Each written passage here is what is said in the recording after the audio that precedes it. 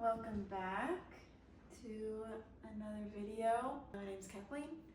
I am still unemployed, still on my career break. I traveled beginning of this year for a few months and I still want to talk about that. And I wanted to talk about my itinerary, kind of how I broke up my trip, where I went, how I decided to organize my travel for 3 months. 3 months it's a long time to organize travel by yourself when you're the one having to make all the decisions of where you're going to sleep, where you're going to eat, how you're going to get there, what you're going to do, what you want to do, all the things. Yeah, so let's get into it. So for those who don't know, I went to Southeast Asia from January 4th to March 31st. I think I left a little bit after March 31st. But I won't say the specifics of the dates because that's kind of irrelevant. I'll just kind of say how many days I was in each place, like how I got there, stuff like that. Yeah, and then if maybe in another one I can go in more detail on like hostels I recommend, but I won't go into too much detail on the specific hostels for this video. My first stop, so I left January 4th, like I said, and I flew there, obviously. I landed in Bangkok, and I stayed in Bangkok for 3 nights. I knew someone that lived there, so I stayed with them for while I was there. They had an Airbnb I could stay in. Walked around everywhere. That was kind of my main mode of exploring, was walking. So I was in Bangkok for 3 nights, and then after Bangkok, I went and I took a bus from Bangkok to Pak Chong, which is like east of Bangkok. I think it's like 2 hours east of Bangkok, maybe 3. And it was pretty like old van, it had like little curtains on the windows, like old fashioned ones, and it was cute. That's where I did my marathon. So I stayed there for 3 nights in Pak Chong. Stayed closer to the bus stop the first night, and then I drove down a little bit more into Khao Yai National Park, and I stayed in a hotel there for 2 nights, so I was closer to the start of the marathon. And then from there, I went back and I took a train from Pak Chong to Bangkok. And I used Booking.com and One2Go Asia for my hostel accommodations, and then One2Go Asia lists like every form of transportation you could think of. So I did that back to Bangkok because I was gonna take then another train up to Chiang Mai, which is like a 16-hour train ride. But a lot of people recommended it to try. Like it was pretty, just good experience. And it was overnight, so I did an overnight train to Chiang Mai, 16 hours long. Like we all got our own little bed, like very narrow, had a little curtain. Not really where to put your bag, but you just put it on the ground below. And then in the morning they'd come and wake you up and then put all the bed stuff like away and made it into like chairs, like seating. So then when we woke up in the morning, we just got to kind of watch and look at the jungle and stare out the window. In Chiang Mai, I was there for 3 weeks, which is pretty long, but I remember when I was researching Southeast Asia, I was just very interested in Chiang Mai because it was, and Chiang Mai, if you don't know, in Thailand is farther north. I think it's the biggest city north, I think it's the second biggest city in Thailand. But don't quote me on that. I feel like I really got to just soak up the culture while also seeing all the touristy spots, and I did some overnight treks, and I got to be in the jungle, do some running. I went to some run clubs. I got to see the artistry there and the creators there and how they do art, and see all the temples, experience the food. Yeah, so I really liked that I spent 3 weeks there. That's typically not how long people spend there, but for me, I really enjoyed it, and I got to connect with a lot of cool people. So yeah, Chiang Mai, I was there 3 weeks, and then I also did one weekend trip to Chiang Rai, which I think is 2 hours like northeast. Excuse me. Northeast of Chiang Mai. So I did 2 nights there, and I saw the White Temple and the Blue Temple, which were really cool. I'm actually very glad I did that. They were beautiful. Yeah. And also during my 3 weeks, I should say, while I was in Chiang Mai, I didn't stay at the same hostel. I kind of bounced around the city, and I think I stayed in 3 or 4 different hostels while during those 3 weeks. Yeah, just a different, whether it's more like people-based or more secluded, whether it was cheaper. So I kind of just tried different ones. And I wanted to be in different areas of the city just to experience different parts. And then after Chiang Mai and Chiang Rai, I flew from Chiang Mai to Ho Chi Minh City in Vietnam. So it took a lot of thought, but I finally decided to do south to north rather than north to south, because the north tends to be a lot colder, and once you get farther in the months of the year, it starts to warm up a little bit. It's not as chilly. So I decided, and the north I was really excited about, and I wanted it to be nice while I was there. So that's why I decided to start in the south, which was beginning of February, so that I could end in the north near the end of February. Because I was in Vietnam for 4 weeks total. So I started in Ho Chi Minh. I spent 3 nights there in a hostel.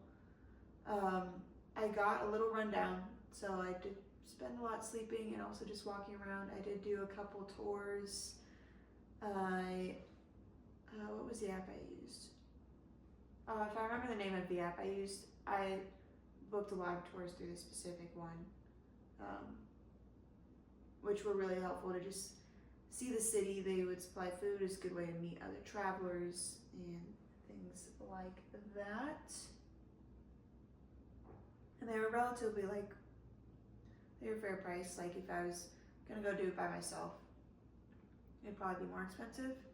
And it was nice to just have someone explain like the history and all the different parts of the city. So I liked doing those.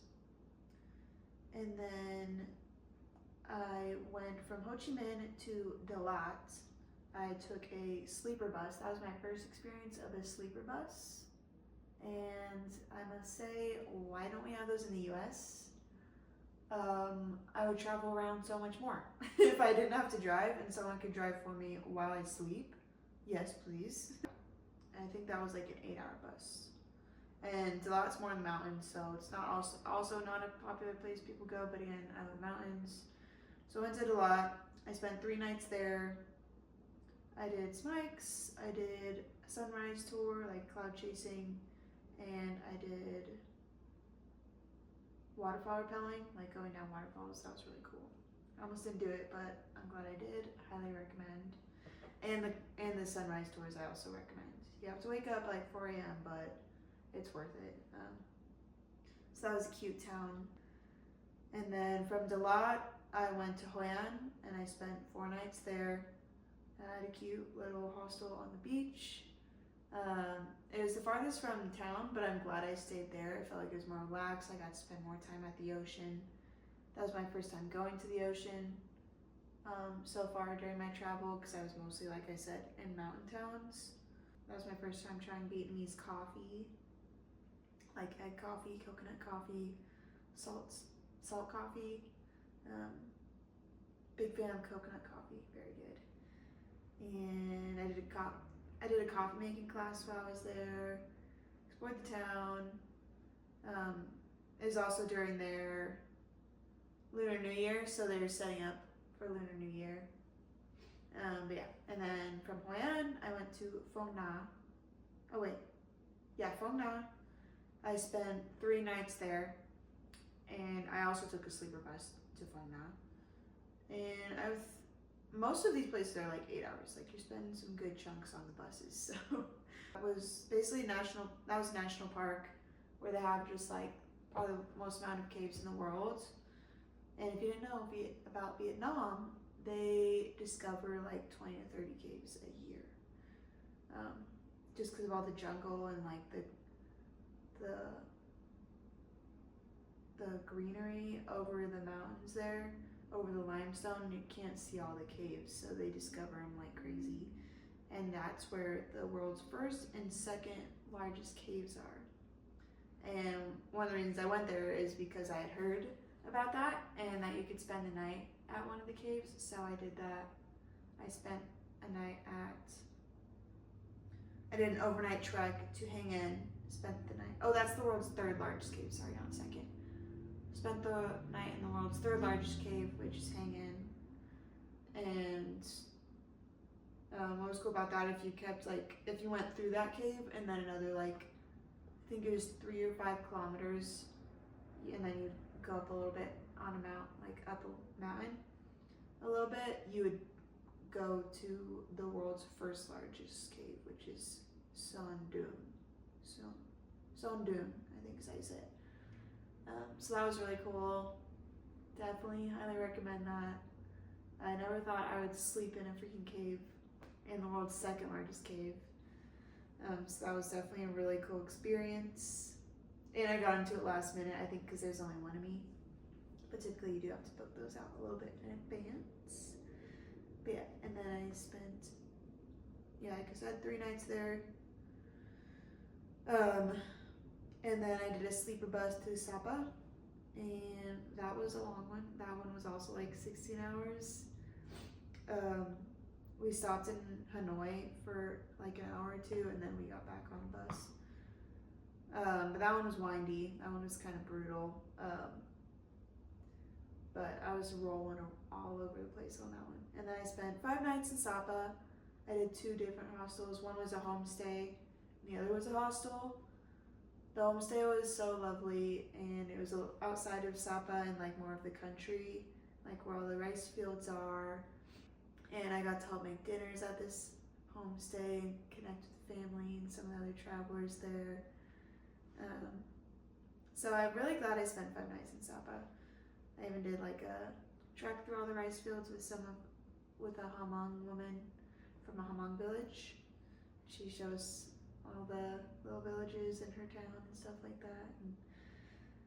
And then I think I spent 3 nights there. I had my own room in the house, and then I spent 2 nights at a hostel. Those were like $5 a night. Had a beautiful view. And I hiked up Phan Xipang, which is Vietnam's tallest mountain. So that was really cool. And I spent 2 nights there. And then I went from Sapa to Ha Giang in another sleeper bus. That one I think it was between 4 to 8 hours. 4 to 8, not 48. And I did the Ha Giang Loop. I did the 4-day, 3-night tour with Road Kings. Shout out Road Kings. And that was really cool just to see the landscape from a different mode of transportation.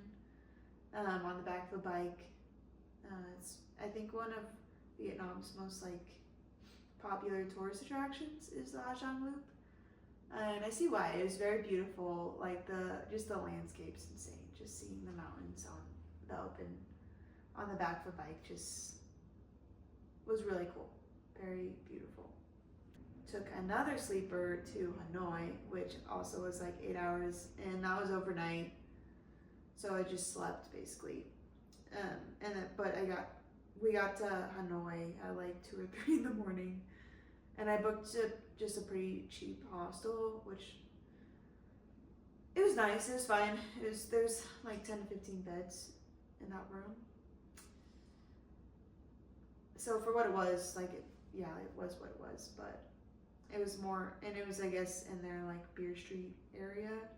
So I could hear the karaoke outside, and it was pretty loud at night. But that's part of the experience. So, it was fine. but I spent 5 nights there, like I said. So yeah, I ran around the city, walked around, explored. I did 1 day trip to Ninbin, which is like a 4-hour bus ride. Because I just need this. It's a tight city. Like the streets are narrow, the buildings. It's just you can't see very far. So I just need to get out of the city. It was feeling claustrophobic. So I did a day trip out of one of those 5 nights to Ninbin, and I'm really glad I did. Very beautiful, and I rented just a mechanical bike and biked around, and that was really cool. Yeah, and then after Ninbin and Hanoi, I went and I flew to Luang Prabang in Laos, and I was in Luang Prabang, however you want to pronounce it, for 2 nights. I think I saw one little cute show there because it was free, and then just walked around town. I think I did a run there as well. It's right next to a river. Yeah, that was cute. That's all I really have to say about that one. And then I took a van to Nong Kiao, which is farther north. It's like a 4-hour bus ride and like a mini, like a van, not a bus, like a van. So you're sitting in a van. And the van broke down, and we had to wait for like 30 minutes. Eventually they transferred us to a new van, but none of them spoke English, so we were all like, what's going on? So it's kind of funny. But we got to Nong Kiao, and I did an overnight trek one of those nights, because I was in Nong Kiao for 3. So I stayed 2 nights at a hostel, and then 1 night up doing a trek to the top of one of their mountains. I wanted to take the train to Vientiane, but to get to that train, it was in a town called Muang Thai. So I had to take a van to Muang Thai from Nong Kiao, which is another like 4 hours. And then I got lunch there, cute little spot I found on Google Maps. And then I took the train to Vientiane, which I think was 2 hours long. It was like a bullet train. It was kind of cool. Because I think it actually goes up to China even, because Laos touches the Chinese border, and that town is like really, really close to the Chinese border. Oh, funny. I took that train to Vang Vieng, not Vientiane. That was my last stop. I was in Vang Vieng once I got off the train for 5 nights. So I was there for 5 nights. Stayed at more of a social hostel. Had a pool, which was really cool. Also very nice mountains. I did some runs, some hikes. I did 1 tour. Did a rock climbing excursion. That was pretty sick. I really liked that. I met a couple that had been rock climbing for like 15 years, and they let me hang around afterwards to keep rock climbing with them. So I enjoyed that. That was pretty fun. That was cool. I took a van to Vientiane from Vang Vieng, and that was it was less than 2 hours, not too bad. Then I spent 1 night in Vientiane and then flew to Bangkok. I did not feel like being in Vientiane that long. I heard there wasn't really anything too special about it anyways. So yeah, I didn't stay long at all. I got in the beginning of March. Was there for 11 to 12 nights. And then middle of March is when I met up with my mom and Victoria, which is my sister. And we were in Bangkok for 5 nights. We did like a riverboat cruise. We did a tour and saw all the temples. We saw Chinatown. Tried out some of the malls, because they're very known for their malls. They have very impressive food courts, I will say. And from there, we flew to Phuket, and we spent 9 nights in Phuket. We flew there, and then I think it was like an hour to 1 or 2 hours to where we stayed in Phuket. I can't remember the name off the top of my head of the beach we stayed at, to be honest. But I'll look it up and see. It's where the big Buddha is. So we were there for 9 nights. We went to an elephant sanctuary. We hiked up to the Big Buddha. We tried jet skiing. We went on to some cafes, checked out some dinner spots. We did a boat tour of the Phi Islands. I think those are the only tours we did. We stayed at this really nice resort. We had breakfast in the mornings, and it was just really relaxing. Really nice to see them after being by myself for 2.5 months. And then from there we flew back to Bangkok. And this is when I was like, do I want to continue traveling or am I ready to go back? And I was honestly decided I was ready to go back. But I decided kind of a little bit late to fly back with them. So I did stay 2 more nights in Bangkok.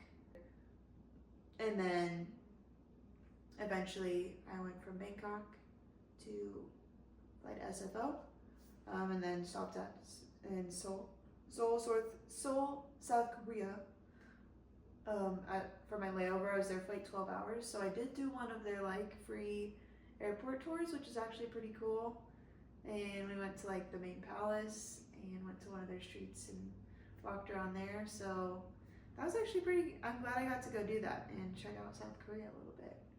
Added to I think I got a stamp in my passport too, so I got the South Korea stamp. South Korea, I went to SFO, and my grandparents live near San Francisco, so they ended up picking me up and spent a few nights with them before flying back to Idaho and Boise, which was really nice. So they were the first faces I saw when I landed back in the US. I'm just very grateful I got to do it all the way I want to do it and see everything I wanted to see. A lot of this I did as I went. Like, I didn't just plan all this before I started traveling.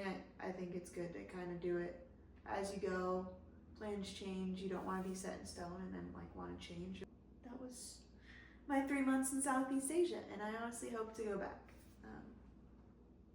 But let me know if you want to know more specifics on like where I stayed or like the apps I used. I know I mentioned a couple, or if there's any other details I can explain better. And also, if you're looking for more other routes to do, they call this the Banana Pancake Trail. So it is a popular area to travel, especially for backpackers. That was it. I hope you liked this video, and I'll see you in the next one.